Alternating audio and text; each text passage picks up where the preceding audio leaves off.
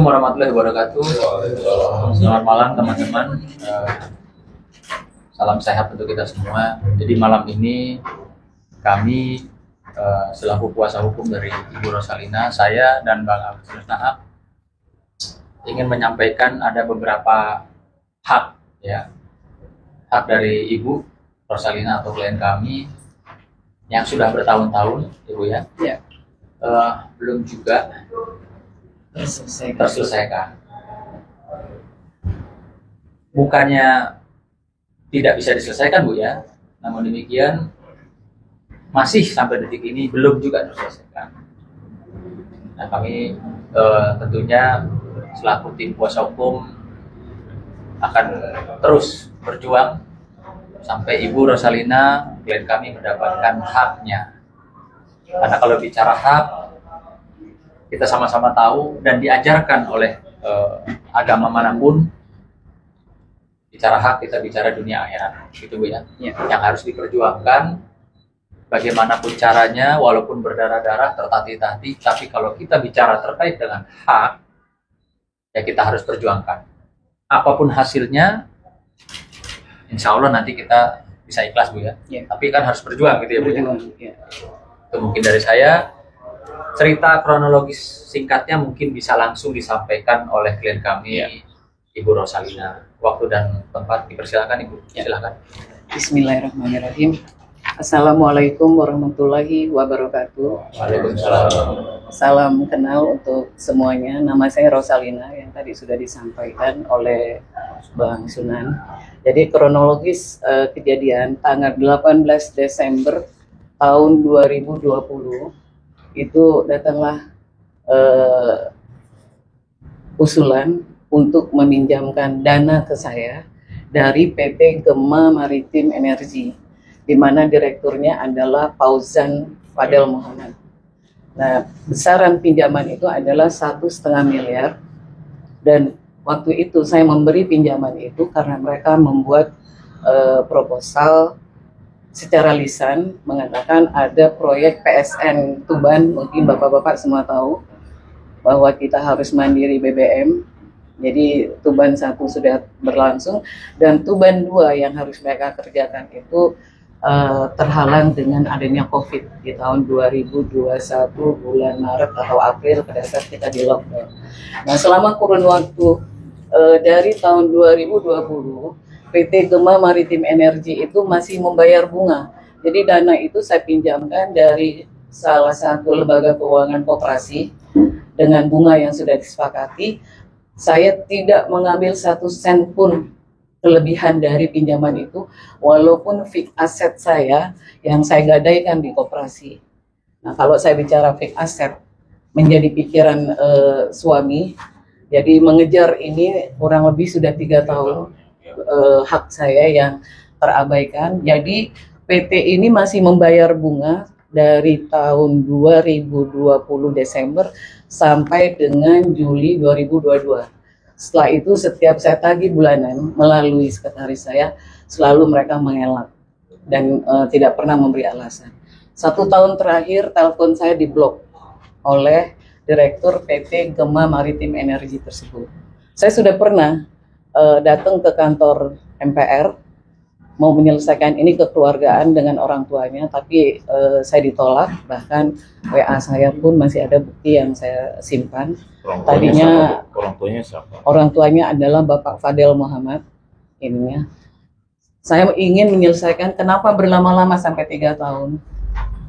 Jadi keseharian jiwa keibuan saya itu muncul karena saya lihat memang keseharian saya adalah relawan membangun anak-anak muda untuk masuk menjadi tuan rumah di negeri ini adalah di sektor industri kecil menengah. Jadi saya tuh relawan membangun itu. Jadi pada saat mereka mau pinjam dana dengan senang hati, apalagi saya tahu bahwa pemerintah menetapkan Tuban sebagai PSN waktu itu. Jadi kalau saya menggandeng 2 kuasa hukum saya saat ini adalah saya hanya menuntut hak saya saja. Tadi seperti yang disampaikan, agama manapun saya menuntut karena saya baru berani mengajukan ini menjadi masuk ke ranah hukum kira-kira 100 47 hari yang lalu suami saya meninggal.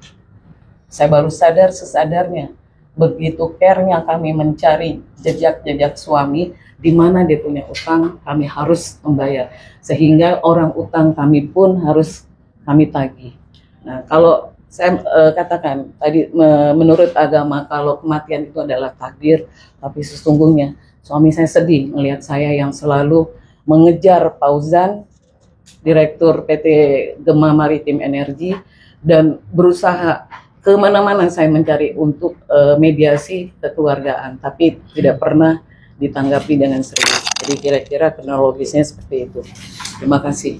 Oke, teman-teman semua, per hari ini Ibu Rosalina sebagai klien kita sudah memberikan kuasa secara resmi ya ke kantor hukum Mahakam Patar. Saya bersama rekan saya Sunan Kalijaga ya.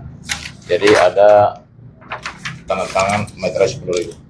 Artinya secara resmi Ibu kami dampingi sebagai kuasa hukum dalam hal ini adalah di non litigasi ya. Karena litigasinya sudah ada rekan-rekan tim yang lain yang akan melaksanakan sidang di tanggal berapa Bu ya? 19. Jadi Besok ya? Iya, besok. hari Senin. Jadi perlu saya sampaikan bahwa ini seorang ibu yang lagi memperjuangkan haknya. Ibu umurnya sudah berapa Bu ya? 65 tahun. 65 tahun. Dan saat ibu dalam kesusahan karena memang ada aset yang diagunkan Bu ya. Iya. Nah, sehingga sampai almarhum Bapak juga karena kepikiran sehingga sampai harus meninggal dunia. Walaupun itu kami semua turut berduka cita Bu ya atas kepergian Bapak.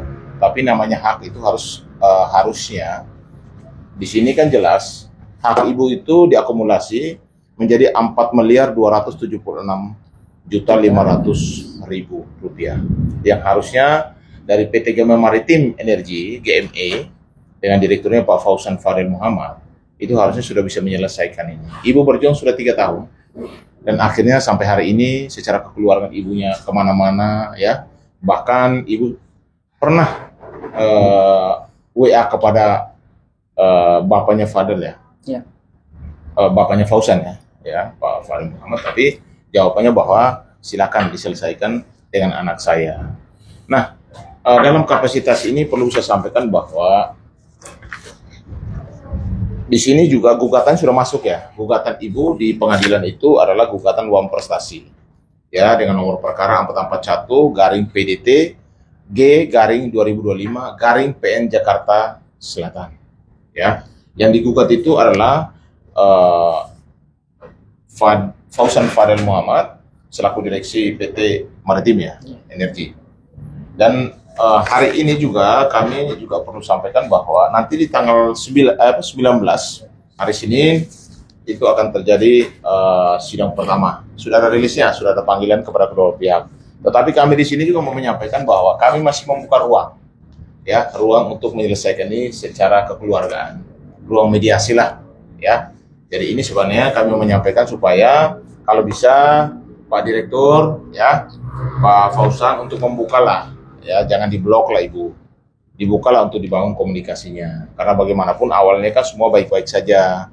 Kenapa seorang ibu yang umurnya sudah 65 tahun harus seperti ini, berjuang, bolak-balik, harus mencari haknya dia, dan bahkan nomor WA-nya Pak Direktur ini juga sudah memblok Ibu dan juga keluarganya. Dan ini kami minta supaya hak Ibu diselesaikan pada waktu nanti mediasi di pengadilan. Mudah-mudahan apa yang kami sampaikan didengar oleh Pak Direktur Gema Maritim Energi, Saudara Fauzan Fadel Muhammad. Karena ini hak, saya yakin bahwa apapun itu bisa dibicarakan. Marilah buka ruang untuk kita bisa diskusi bersama, karena bagaimanapun kan Ibu sudah melakukan gugatan, karena selama 3 tahun ibunya berjuang sampai suami ya, sampai sudah meninggal dunia. Nah, ibunya masih tetap berjuang juga, karena menurut ibu ini adalah hak. Sehingga lewat kalau dibilang ini kan penyampaian di publik ya, somasi ya, secara lisan di publik ini untuk bisa keluarga daripada Pak Fauzan Fadel Muhammad atau Pak Direktur sendiri PT Gema Maritim Energi untuk bisa mendengar ini dan bisa membangun komunikasi, dan kami juga membuka ruang mediasi untuk selesaikanlah urusan ini. Ya, kalau saya prihatin juga karena ibu yang sudah umur 65 tahun harus berjuang mati-matian untuk haknya dia. Karena apapun itu, uang yang diberikan itu adalah uang juga dari koperasi, ya, yang mana ibunya menjadi beban karena dia harus membayar itu terus. Dan sedangkan apa yang menjadi haknya ibu atau tanggung jawab daripada PT Gema Maritim Energy yang harus diselesaikan tiap bulan kepada ibu ternyata sudah tidak lagi, Bu, ya. Jadi itu saja yang kami sampaikan. Mungkin ada pertanyaan dari teman-teman, silakan. Ibu mungkin sudah sempat mendatangi kediamannya atau ke kantornya mungkin?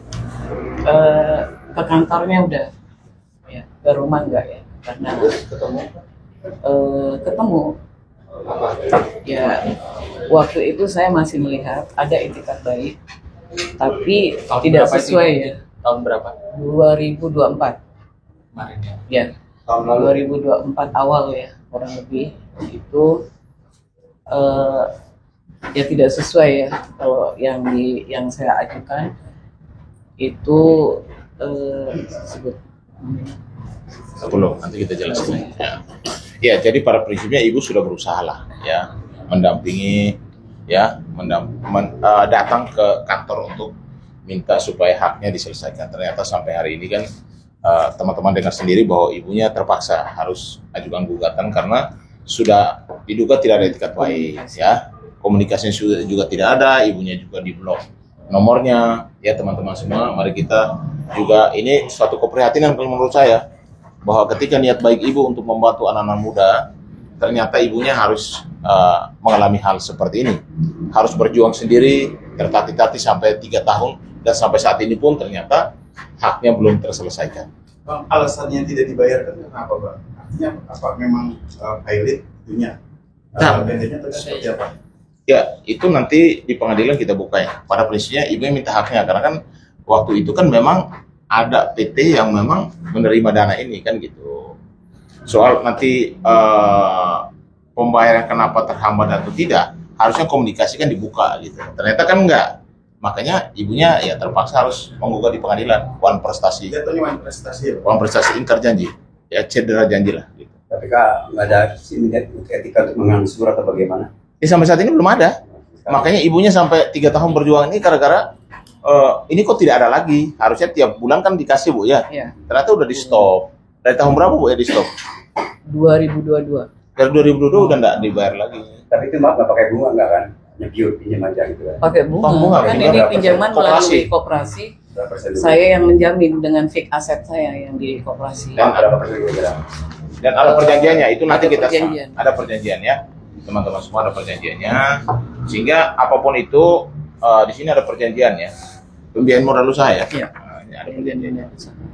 Kalau ini jatuhnya pidana apa perdata, Bang? Perdata. Perdata ya? Tapi kalau ada unsur pidananya kita pasti juga akan. Apa ini masih ada nggak sih, Bang? Hah? PT masih ada? PT-nya masih lah. Masih ada, masih berjalan, Bang? Ya sampai saat ini kalau dilihat bahwa haknya kan harus diberikan itu kan lewat PT yang, kalau tahu PT-nya bermasalah kan harus dikomunikasikan dong. Kan begitu. Jadi kan haknya tidak bisa hilang dong. Bagaimana bisa hilang hak orang? Ya kan? Apakah ada kepailitan dan lain sebagainya, kan harusnya kan melalui putusan pengadilan. Dan itu kan sampai saat ini belum dikasih tahu ke ibu ya. Belum dikasih tahu ke ibu.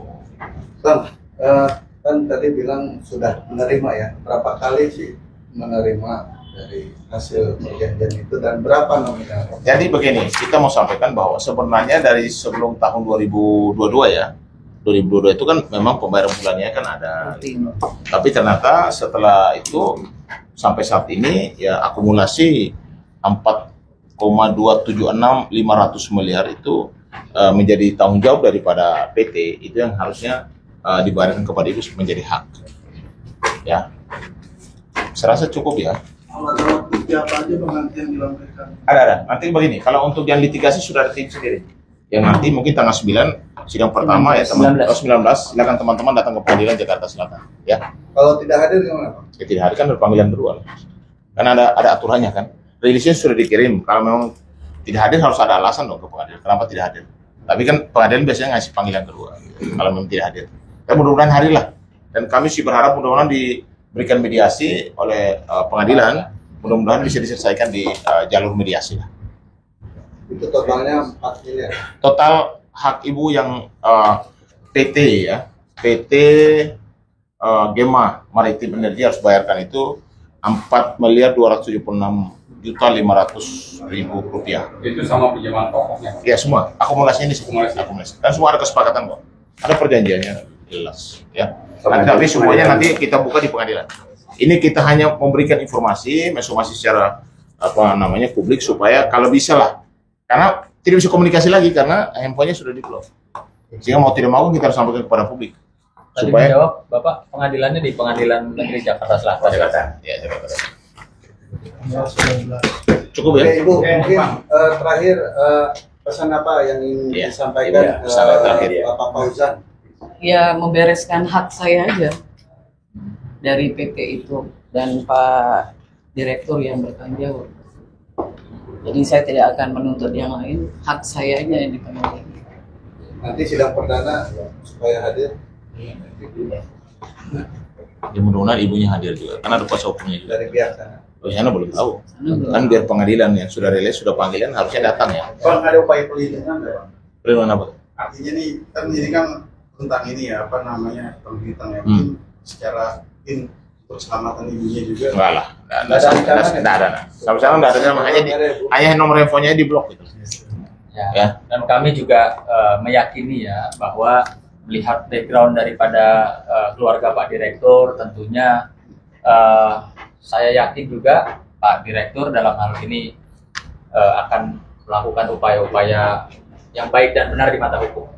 Jadi kalau tadi teman-teman media bertanya apakah ada intimidasi atau ada penekanan terhadap klien kami sehingga membutuhkan perlindungan, di sini saya nyatakan sampai saat ini tidak ada, Bu ya. Dan kami juga yakin, kami percaya bahwa pihak perusahaan, Pak Direktur juga tidak akan melakukan hal-hal yang tentunya di luar daripada hukum. Terima kasih. Oke.